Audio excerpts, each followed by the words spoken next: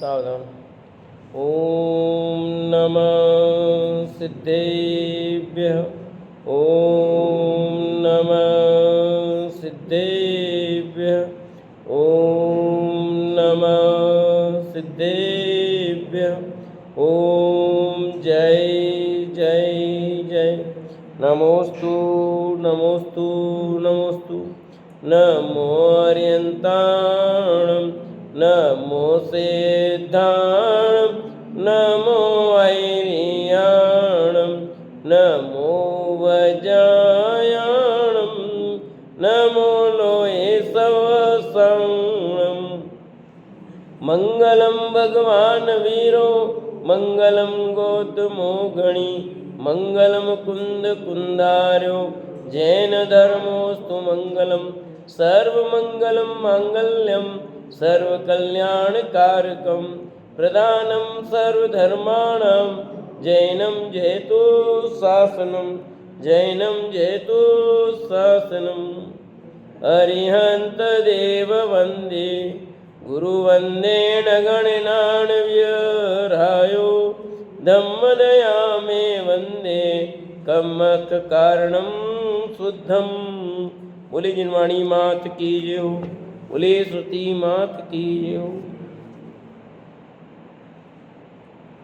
सुदृष्टि तरंगिणी नाम का ग्रंथ पंडित टेकचंद जी कृत 24वां पर्व अपना पूरा हुआ। 25वां पर्व प्रारंभ होता है। Page number 308। 25वां पर्व युक्तिपूर्ण हितोपदेश मिल गया सबको? हाँ, 308 पेज पे। कल हमने 7 प्रकार की मूर्ता की चर्चा की थी। 3 मूर्ता के नाम तो सुने ही थे। यहाँ 7 प्रकार की मूर्ता जो बताई थी, कल आपको नाम भी याद कराए थे। कौन बोलेगा 7 मूर्ता के नाम? बस 7 मूर्ता के नाम।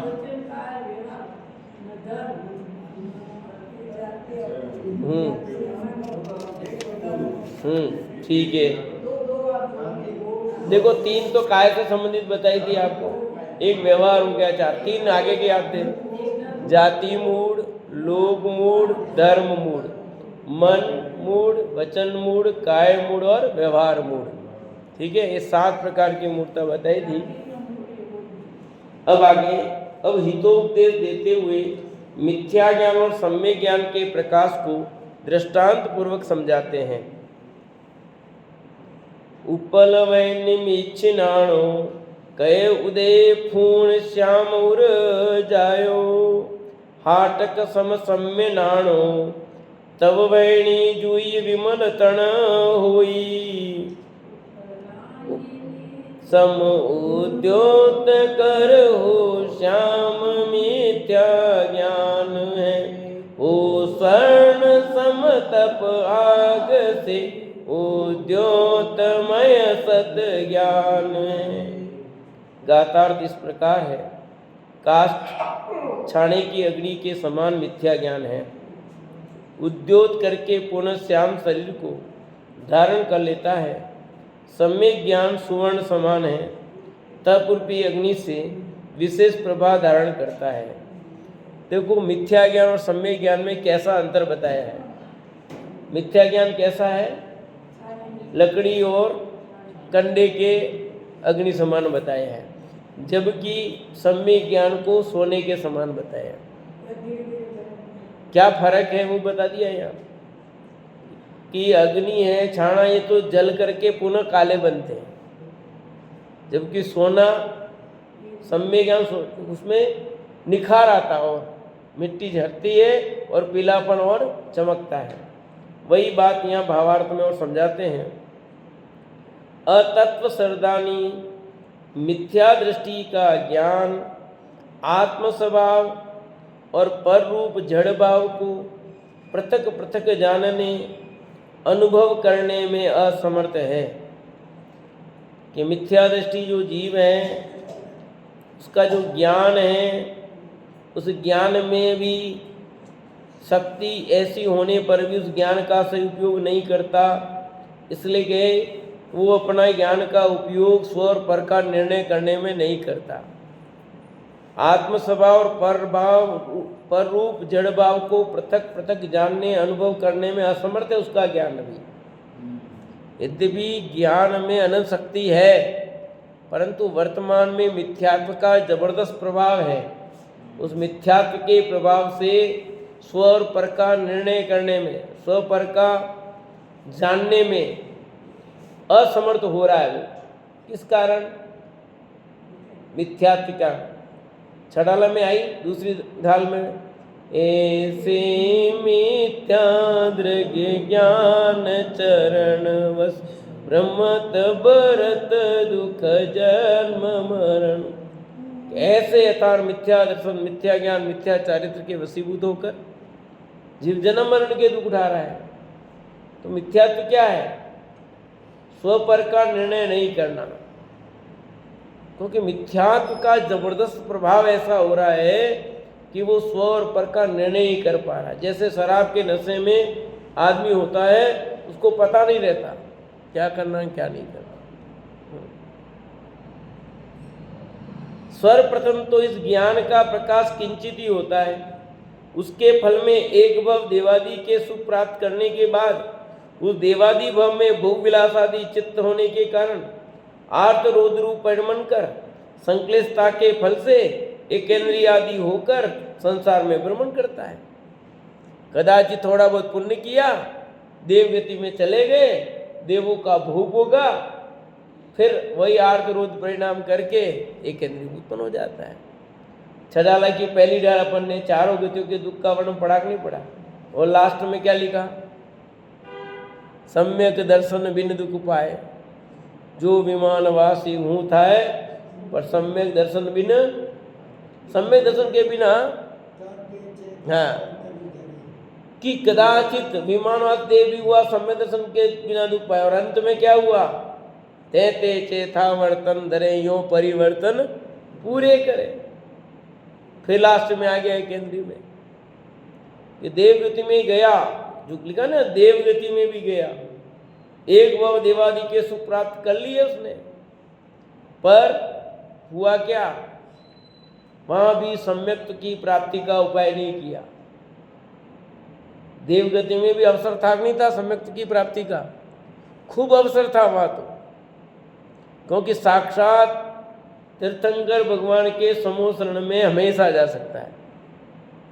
जबकि मनुष्यों में अपन भरत क्षेत्र के तभी उपलब्धि ही नहीं, अपन जा ही नहीं सकते। एरावत क्षेत्र के मनुष्य जा ही नहीं सकते। अभी विदेश क्षेत्र के लोग जा सकते हैं, और विदेश क्षेत्र में भी सब कहाँ, जिस एरिया में उतने एरिया के लोग आसपास के, पर वहाँ सुविधा उपलब्ध जा सकते हैं सब, पर जाते तो वहाँ पर भी, पर देवों को तो नहीं, सब सम्य दृष्टि थोड़ी है, मिथ्या दृष्टि है। वो सम्य दृष्टि कम है, मिथ्या दृष्टि ज़्यादा है।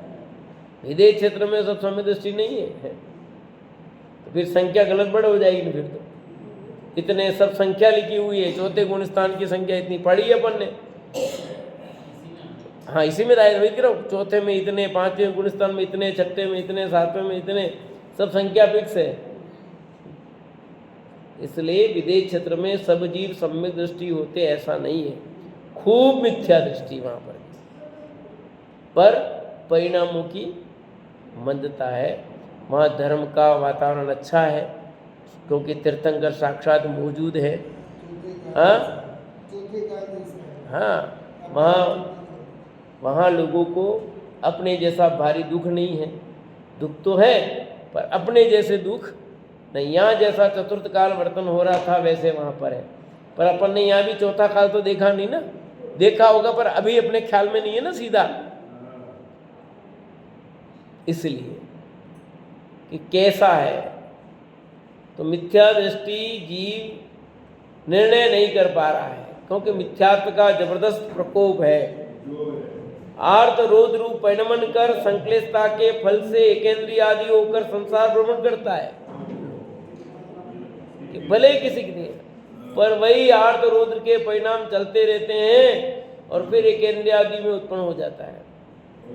मिथ्यात्व कर्म के योग से यदि कदाचित मनुष्य में उत्पन्न होता है, तो नीच कुल में धनवान, हुकुमवान, राज्य संपदाधारी, तीव्र क्रोध, मान, माया, लोभमय, संक्लेश परिणामी इत्यादि विकार संपन्न हो सामान्य सुख का धारी होता है। मिथ्यात्व कर्म का योग है, साथ में कुछ पुण्य की प्रबलता है। मिथ्या तो मिटा नहीं, बाहर में पुण्य का उदय है तो राज्य संपदा मिल जाए। बाकी लिखा ना, मनुष्य उत्पन्न हुआ तो मनुष्य नाम कर्म के उदय से पुण्य से मनुष्य गति मिल गई। पर नीच कुल में उत्पन्न हुआ, धनवान बना तो उस संबंधी पुण्य का उदय हुआ, धन संबंधी पुण्य का उदय था, धनवान बन गया। हुकुमवान, राज्य संपदा का धारी हो गया। आज देखो कितने मंत्री बन रहे हैं नीच कुल में उत्पन्न होने के बाद भी, तो राज्य संपदा के धारी हो गए कि नहीं हो गए। तीव्र क्रोध, मान, माया, लोभ में कसा है उनकी, संक्लेश परिणामी इत्यादि विकार संपन्न हो सामान्य सुख का धारी हुआ वो काली। यहाँ बाद में अनेक पाप कर, अनेक हिंसादि दोष उत्पन्न कर नरकादि दुख को प्राप्त होता है। पूर्व में पुण्य के उदय से बाहर की अनुकूलता मिल गई थी, पर उसका उपयोग किसमें किया, पाप में किया, उसका फल क्या आएगा, पाप ही आएगा। पुण्य के उदय में पाप कार्य करोगे तो पाप बंधेगा, पुण्य बंधेगा। पुण्य के उदय में पुण्य कार्य करोगे तो पुण्य बंधेगा, और पाप के उदय में भी पुण्य करोगे तो पुण्य बंधेगा। आया ख्याल में कि नहीं? चारों बातें सुनी है आपने, पुण्यानुबंधी पुण्य, पुण्यानुबंधी पाप, पापानुबंधी पाप और पापानुबंधी पुण्य, ये चारों बात तो सुनी है कई बार। तो आप कर क्या रहे हो देखो भाई। पाप के उदय के काल में जीव पुण्य भी कर सकता है, पाप के उदय के काल में जीव पाप भी कर सकता है, पुण्य के उदय के काल में जीव पुण्य भी कर सकता है, और पुण्य के उदय के काल में पाप भी कर सकता है। आपके पास सुविधा उपलब्ध है, आप क्या करते हो। पर ज्यादातर जीव क्या करते हैं, पुण्य के उदय में भी पाप करते हैं और पाप के उदय में भी पाप करते हैं। हिसाब लगाओ आप, आपको घर मिला पुण्य के उदय से पाप के उदय से, अब करते क्या हो घर में है। आपको धन मिला पुण्य के उदय से पाप के उदय से, आप किस में लगा रहे हो, पाप में। तो पुण्य के उदय में अनुकूलता तो मिली, पर उसका उपयोग कैसे कर रहे हो। फिर पाप के उदय तकलीफ हुई, तो कोई भी तकलीफ होती है तो फिर दुखी होते हो, आर्द्रोध परिणाम करते हो। तो पाप के उदय में भी पाप करता है ये, और पुण्य के उदय में भी पाप करता है, तो पाप तो ज्यादा कर रहा है, कर रहा है कि नहीं कर रहा है। और फिर चाहते हो सब अनुकूलता कहां से होगी। अतः यह लिखा कि ऐसा होने पर मिथ्या ज्ञान का प्रकाश मंद हो जाता है। मिथ्यात्व के साथ पुण्य का फल अधिक काल तक नहीं रहता, मिथ्यात्व के साथ पुण्य का फल अधिक काल रहेगा नहीं, वो तो घिरेगा।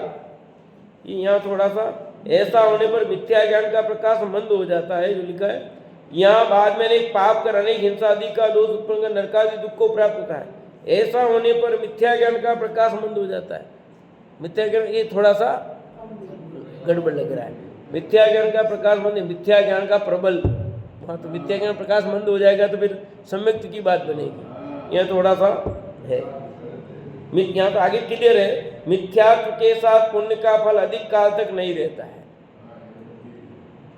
जैसे छाने की अग्नि पहले तो तेज प्रकाश करती है, बाद में प्रभा रहित हो श्यामता धारण कर भस्म हो जाती है। ये ठीक है, ऊपर वाली बात भी क्लियर है, ये उस हिसाब से बताया है कि सामने लग, जैसे अग्नि जलाई तो पहले तेज होती है, फिर मंद हुई तो फिर राख आ जाती है ना।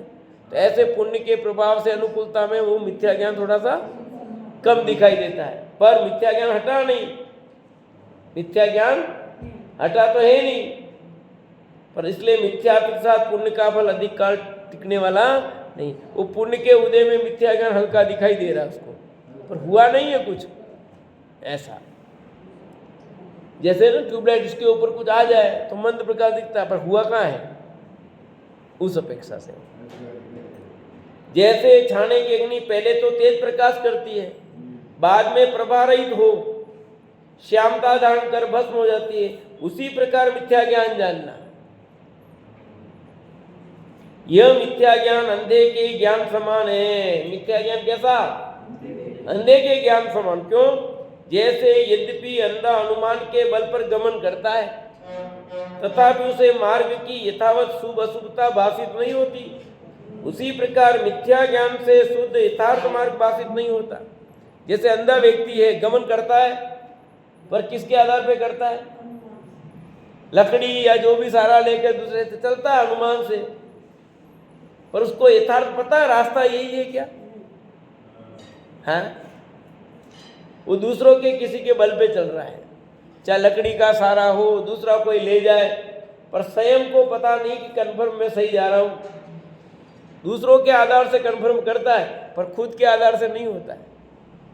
ऐसे मिथ्या ज्ञान के प्रभाव से ये जीव सही निर्णय नहीं कर पाता। दूसरों के आधार से है, स्वयं के आधार से निर्णय नहीं है।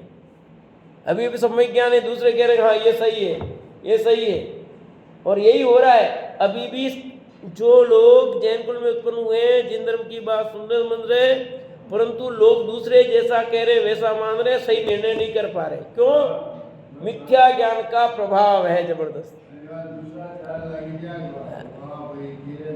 ये कह रहे तो सही है, ये कह रहे तो सही है, पर स्वयं का निर्णय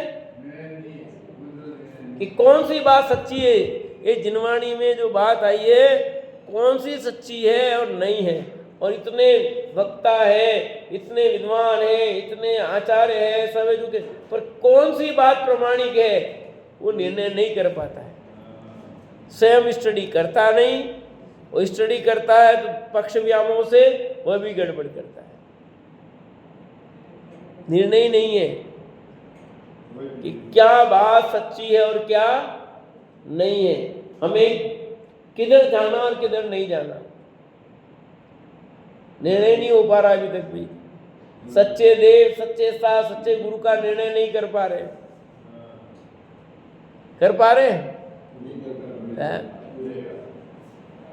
हम तो तेरी भी जय और तेरी भी जय और तेरी भी जय कर रहे हैं अभी भी है। राजी रखने से धर्म नहीं होगा ना।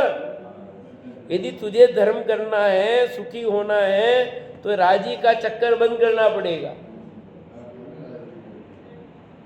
ख्याति के लिए, प्रशंसा के लिए, लाभ के लिए लोभ से वशीभूत होकर धर्म नहीं होता। रत्नगण सावकाचार में दूसरी गाथा में साफ लिखा, लिखा कि नहीं लिखा, कि लोभ से धर्म नहीं होता, समाज के भय से धर्म नहीं होता। धर्म तो व्यक्तिगत चीज है, इसलिए हमारा मिथ्यात्व नष्ट क्यों नहीं हो रहा है? हम या तो पक्ष व्यामों में अटके हुए हैं, या देखा देखी चल रहे हैं, या कहीं न कहीं अटक जाते हैं। इधर निकलता इधर फंसता, इधर निकलता इधर फंसता, कहीं कहीं व्यक्तिवाद में उलझ जाता है। अच्छे अच्छे ज्ञानी हुए, उन्होंने सच्ची बात बताई, उन ज्ञानियों को सच्चा तो मानता है, पर फिर उन्हीं की आराधना उसमें उलझ गया। उन्होंने जो वस्तु स्वरूप बताया वो वस्तु स्वरूप तो बात नहीं करता, और वो इस व्यक्तिवाद में उलझ जाता है। किसको किसको भगवान बना के बैठ देता है। निर्णय नहीं, ये मिथ्यात्व का प्रकोप है, मिथ्यात्व का प्रकोप है।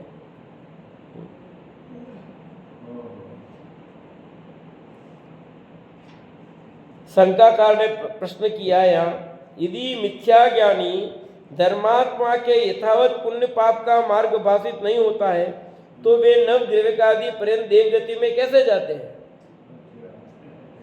शुभाशुभ मार्ग जाने बिना पाप का त्याग और पुण्य का ग्रहण, तब संयम चारित्र का सेवन कैसे संभव है? उसे पुण्य पाप का मार्ग तो भली भांति भाषित हुआ है, अतः आपने मिथ्या ज्ञान को अंधे के ज्ञान के समान कैसे कहा? प्रश्न है ना जोरदार। क्या प्रश्न है? ख्याल में आ गया पापा जी? कि प्रश्न ये पूछ रहा है कि मिथ्या ज्ञानी धर्मात्मा के यथावत पुण्य पाप नहीं होता तो नवग्रह तक कैसे जाते, बताओ। नवग्रह तक गए हैं, मिथ्या दृष्टि नवग्रह तक उत्पन्न हो सकता है, उससे आगे नहीं जा सकता। तो नवग्रह तक गया ना, शास्त्र के प्रमाण के आधार पे बात कर रहा है। फिर शुभाशुभ मार्ग जाने बिना वह पाप का त्याग और पुण्य का ग्रहण कैसे करता, और तब संयम चारित्र का सेवन कैसे करता, इसके किए बिना वो वहां जा नहीं सकता था। उसे पुण्य पाप का मार्ग तो भली भाषित हुआ ना, जो नवग्रह तक गया है, और नवग्रह तक ग्रस्त नहीं जाता, मुनिराज ही जाते हैं। कोई ग्रस्त सम्यक दृष्टि भी हो तब भी नवग्रह तक उत्पन्न नहीं हो सकता। 5वां गुणस्थानधारी जीव है तब भी वो नवग्रह तक उत्पन्न नहीं हो सकता। जबकि मुनिराज मिथ्या दृष्टि भी हो तब भी नवग्रह तक उत्पन्न हो सकते हैं। इसलिए उसने ऐसा प्रश्न किया है। आ रहा है ख्याल में नहीं बात? ये सब इसी ग्रंथ में पढ़ चुके, वही बात बता रहा हूं मैं आपको कि कौन कौन गुणस्थान वाला कौन कौन सी गति में जा सकता है, कहां तक जा सकता है, सब पढ़ के आए अपन। कहते हैं उसे पुण्य पाप का मार्ग तो भली भाषित हुआ ना, जो इतना महाव्रत के धनी थे तब संयम धारण किया है। तो अतः आपने मिथ्या ज्ञान को अंधे के ज्ञान के समान कैसे कह दिया?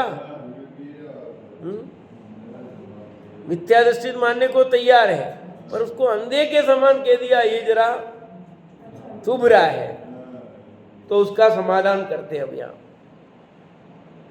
पुण्य पाप संसार मन के मार्ग हैं। कौन? पुण्य भी और दोनों किसके कारण है? कि संसार के ही कारण है। दोनों में से एक भी मुक्ति का कारण नहीं है। यथार्थ शुद्ध मोक्ष के मार्ग नहीं है। यथार्थ शुद्ध मोक्ष के मार्ग पुण्य पाप दोनों ही संसार के कारण ही हैं।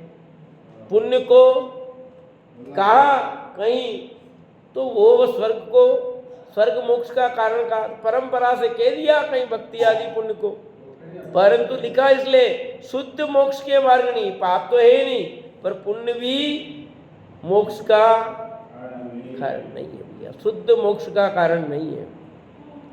मिथ्या ज्ञान से मोक्ष मार्ग यथार्थया समझ में नहीं आने के कारण मोक्ष मार्ग जाने के लिए मिथ्या ज्ञान अंध समान जानना, कि मिथ्या ज्ञान से मोक्ष मार्ग यथार्थता समझ में नहीं आता। जब तक मिथ्या ज्ञान रहेगा तब तक उसको यथार्थ मोक्ष मार्ग नहीं होगा भैया। इसलिए मोक्ष मार्ग में जाने के लिए मिथ्या ज्ञान को अंध के समान का है। मिथ्या ज्ञान रहेगा तो मोक्ष मार्ग में जा नहीं सकता। अंधा है, अकेला सीधा सीधा मार्ग कैसे जाएगा? या तो उसको लकड़ी का सहारा लेता हो, बोलता रहेगा, कोई रहेगा तो पार कराएगा। हैं?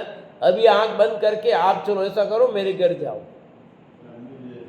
आंखें बंद करके जाना, आपको जा सकते हो? आप हाथ हिलाओगे, लकड़ी लोगे, कुछ भी करो, आंखें हैं पट्टी बांध के देखो प्रयोग करके कैसे होगा, किधर से किधर चले जाओगे। अरे जरा सा ध्यान चुकता गाड़ी क्या हुई है? हाँ खुली थी, सब कुछ खुला था, पर जरा सा ध्यान चुके गाड़ी किधर चली, क्या हो जाता?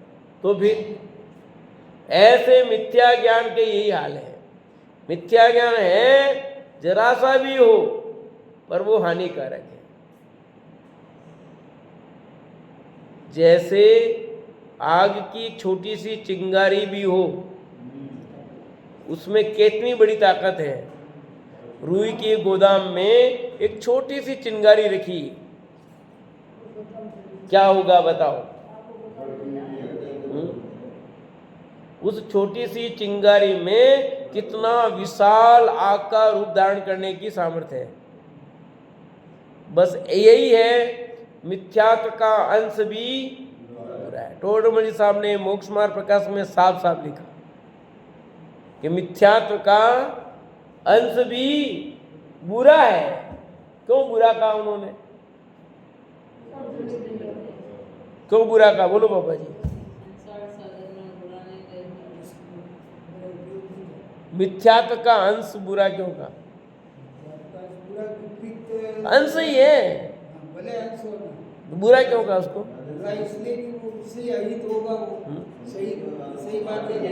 कि उस मिथ्यात्व के अंश अभी अंश है, पर उसको पूरा का पूरा वंश बनने में देर नहीं लगेगी।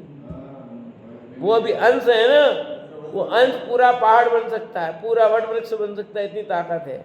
इसलिए मैंने उदाहरण दिया, छोटी सी आग की चिंगारी भी बुरी क्यों?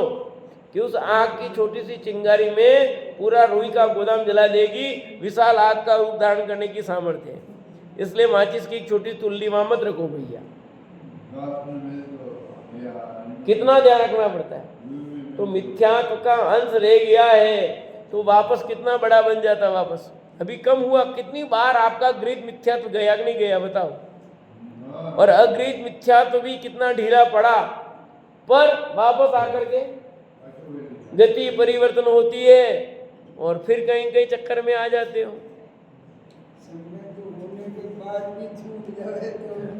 तो मिथ्यात्व का अंश भी रहेगा तो उसमें कितनी ताकत है। यूं सम्यक ज्ञान स्वर्ण समान है, मिथ्या ज्ञान तो अंध के समान है, पर सम्यक ज्ञान किसके समान है? स्वर्ण के समान है। जैसे स्वर्ण को जितना जितना अग्नि में तपाते हैं उतनी उतनी उसकी प्रभा वृद्धि को प्राप्त होती है और कंचन शुद्ध होता जाता है। क्या लिखा? कि सम्यक ज्ञान को सोने के समान का क्यों कहा? क्लियर कर दिया कि सोने को आग में जितना तपाया जाता है उतनी उतनी उसकी प्रभा में चमक बढ़ती जाती है, कंचन शुद्ध होता है। 16 ताव का सोना पूर्ण शुद्ध कहलाता है। कहलाता कि नहीं कहलाता? कितने ताव का? 16 ताव का सोना। जितना तपाया जाता है उतनी इसमें निखारता आती है। ऐसा ही है कि नहीं है? सोने वालों को पूछ लेते ना, नींद वाले को नहीं, या सोने मतलब सोना बेचने वालों को। हाँ, सोना भी है, वो भी सोना, दोनों सोने हैं। उसी प्रकार सम्यक ज्ञान रूपी स्वर्ण जितना जितना तप रूपी अग्नि में तपाया जाता है उतना उतना परम विशुद्धता को प्राप्त होता है। ऐसे सम्यक ज्ञान रूपी स्वर्ण को जितना जितना तप रूपी अग्नि में तपाते हैं उतनी उतनी उसमें परम विशुद्धता परम विशुद्धता परम विशुद्धता बढ़ती जाती है, बढ़ती जाती है, बढ़ती जाती है। जब तक पूर्णता नहीं हो तब तक बढ़ेगी। जैसे सोना भी 100% हो गया, उसके बाद क्या करोगे? बात खत्म। अब कितना भी तपाने से कोई मतलब नहीं है, मतलब मेन स्थिति आ गई, उसके बाद खत्म। ऐसे जब तक पूर्ण विशुद्धता नहीं होती तब तक उसमें तपाओगे तो विशुद्धता बढ़ती जाएगी। यह सम्यक ज्ञान जितना जितना निर्मल होता है उतना उतना बढ़ता है। बढ़ते बढ़ते केवल ज्ञान पर्यंत बढ़ने के बाद सम्यक ज्ञानावधि पूर्ण हो जाती है। बस बढ़ते बढ़ते कहाँ तक बढ़ेगा? केवल ज्ञान तक। केवल ज्ञान होना मतलब परिपूर्ण हो गया, 100% हो गया काम। ठीक है ना? 16 ताव वाला सोना हो गया, फिर 17वां ताव नहीं देना पड़ता। ऐसे सम्यक ज्ञान में पूर्ण विशुद्धता हो गई और केवल ज्ञान हो गया तो फिर परिपूर्ण हो गया। अब उस ज्ञान में कुछ जानना ही बाकी नहीं रहा, सब कुछ पता है कि नहीं? केवल ज्ञान को भूत का, वर्तमान का, भविष्य का आपको पता था? विमल जी भाई सही सही बताना, सोने के भाव अप्रैल में इतने तक पहुंच जाएंगे, आपको पता था? इतनी रेट इस तारीख होगी, पर केवल ज्ञानी को अच्छा वापस घट जाएंगे। अभी कितने तक घटेंगे आपको पता है? चलो महीने तक, लास्ट तक कितने तक घटेगा आप बता सकते हो? केवल ज्ञानी से पूछे तो यार अपने यहाँ एक होना चाहिए था केवल ज्ञानी, तो ठीक रहता, जाके पूछ जाते।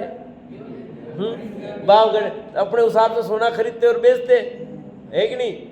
कई लोग ज्योतिषियों की सलाह लेते हैं सोने चांदी में भी, भाव घटेंगे कि बढ़ेंगे, क्या रहेगा, और वो भी देते रहते हैं, पर उनकी प्रमाणिकता नहीं है, ध्यान रखना। वो कह दे उसके चक्कर में नहीं रहना, उनके चक्कर में रहोगे। पर केवली भगवान की बात में रंच मात्र भी फर्क नहीं आएगा, कभी फर्क नहीं आएगा, कभी नहीं, और इतना सा भी फर्क नहीं आएगा। जो कहा कि 12 साल बाद द्वारिका नगरी जलेगी, तो 12 साल पहले नहीं जल सकती थी, कोई लाख कोशिश करो, और 12 साल के बाद को बचाना चाहे कि 4-6 महीने और बढ़ा दे, और कोशिश तो की गई उस समय भी कि नहीं की है, पर नहीं रहा। दीपायन मुनि चले गए कि नहीं गए, उन्होंने तो कोशिश की और लोगों ने भी उनको भगा दिया, और वो भग गए, समझ लो जो भी हुआ, चले जाओ अच्छा रहेगा। पर भगवान की वाणी में कभी गलत तो होता ही नहीं है। वहाँ केवल ज्ञान में जो आया है दिव्यदनी में वही खिरता है, जरा भी विपरीत नहीं खिरता। हंसी मजाक के लिए वहाँ कोई चर्चा नहीं होती, जैसे यहाँ हंसी मजाक में भी कोई बात कह दी जाती है, पर वहाँ हंसी मजाक की कोई चर्चा नहीं की जाती कि मजाक में कह दिया था हमने, तो वहाँ कोई मजाक में नहीं होता। वो जैसा प्रश्न है उसका एग्जैक्ट उत्तर होगा, जरा भी इधर इधर नहीं होगा, कभी नहीं, न भूत का होगा, न वर्तमान का होगा, न भविष्य का होगा। अतः सम्यक ज्ञान बढ़ते बढ़ते केवल ज्ञान तक पहुंच जाएगा।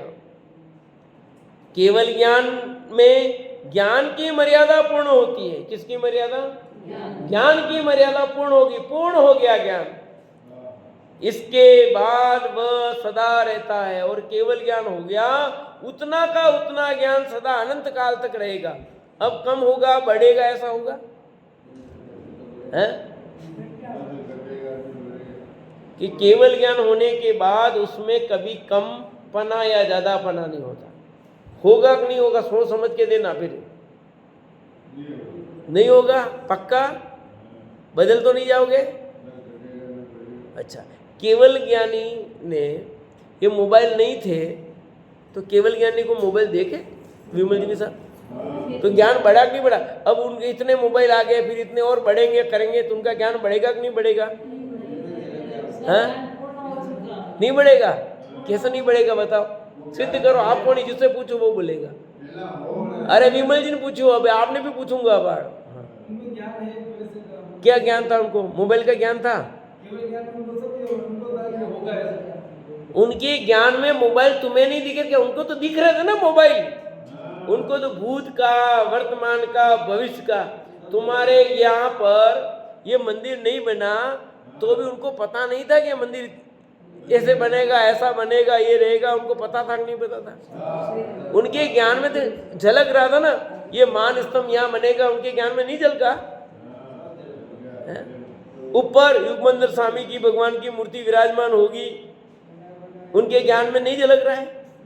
अब इसका आगे क्या स्वरूप होगा इस मंदिर का, वो नहीं झलक रहा है। आपको ये मंदिर कितने साल तक रहेगा पता है, पर केवली भगवान के ज्ञान में तो पता है कि नहीं पता है कि इस मंदिर की कितनी आयु है। और भगवान के ज्ञान में कहीं कुछ बाकी नहीं है, सब जानते हैं, भूत, वर्तमान और भविष्य। तुम जानो नहीं जानो फर्क नहीं पड़ता, क्योंकि अपना तो क्षोभम ज्ञान है। इसलिए यह लिखा है कि वह सदा उतना ही रहेगा। उत्पन्न होने के बाद ये सम्यक ज्ञान मिथ्या ज्ञान के समान नष्ट नहीं होता। जैसे मिथ्या ज्ञान नष्ट हो जाता है, ऐसे केवल ज्ञान कभी भी नष्ट नहीं होगा। अनंत अनंत अनंत अनंत अनंत काल तक बना रहेगा, अनंत काल पर्यंत सदैव रहता है। यह ज्ञान मोक्ष ही करता है। अंग पूर्वों का पाठी होने पर भी मिथ्या ज्ञान संसार का ही कारण है। 11 अंग और 9 पूर्व का ज्ञान हो गया तो भी मिथ्यात्व रह सकता है, पर सम्यक ज्ञान हो गया और केवल ज्ञान हो गया फिर कुछ नहीं होगा। यदि सम्यक ज्ञान का अंश भी प्रकट हो गया तो वह बढ़ते बढ़ते केवल ज्ञान ही करता है। सम्यक ज्ञान हो गया तो बढ़ते बढ़ते क्या होगा? केवल ज्ञान होगा। इस प्रकार मिथ्या ज्ञान है और सम्यक ज्ञान उपादेय कहा गया है। अतः विवेकी पुरुषों को मिथ्या ज्ञान छोड़कर जैसे बने तैसे मोक्ष का करने वाला सिद्ध पद को देने वाला, कर्मों का नाश करने वाला, भेद ज्ञान पूर्वक सम्यक ज्ञान प्रकट करना योग्य है। क्या करना योग्य है? सम्यक ज्ञान प्रकट करने योग्य। क्यों? क्यों? कि सम्यक ज्ञान प्रकट करोगे तो सुखी होंगे। सुखी होने के लिए क्या करना पड़ेगा? भेद ज्ञान, सम्यक ज्ञान। और सम्यक ज्ञान नहीं होगा तो दुखी रहोगे। सुबह सुबह आज निष्कर्ष के रूप में सुबह के चिंतन में आया था मेरे कि विश्व के समस्त दुखों को दूर करने का मात्र एक उपाय है आत्मानुभूति। विश्व के समस्त दुखों को मिटाने का उपाय मात्र क्या है? तो सम्यक दर्शन, सम्यक ज्ञान नहीं है कि सम्यक दर्शन, सम्यक ज्ञान, सम्यक चारित्र है कि नहीं? कि इसका मतलब क्या होता है? आत्मानुभूति। तुम कुछ भी उठाओ, आत्मानुभूति बगैर होगा क्या? कि कोई भी अनंत दुखों का नाश करना हो, जन्म मरण का नाश करना हो तो क्या करना पड़ेगा? आत्मानुभूति। कैंसर रोग को दूर करना हो तो कि अनंत काल में कभी कैंसर नहीं हो, उसको उपाय की आत्मानुभूति है। तो विश्व के समस्त दुखों का नाश करने का उपाय मात्र एक आत्मानुभूति है। क्या सरोज भाभी? नींद को मिटाने का क्या उपाय है? बताओ। आत्मानुभूति है। अनंत काल के लिए नींद खत्म हो जाए तो किसका उपाय क्या है? आत्मानुभूति। दुख है ना, निद्राविद रोग है कि नहीं है? तो इसको मिटाने का उपाय क्या है? भेद ज्ञान करो, सम्यक ज्ञान। और ये आत्मानुभूति है। तो सुखी होने के लिए सम्यक ज्ञान प्राप्त करने का पुरुषार्थ करें। इसी भावना से राम लेते हैं।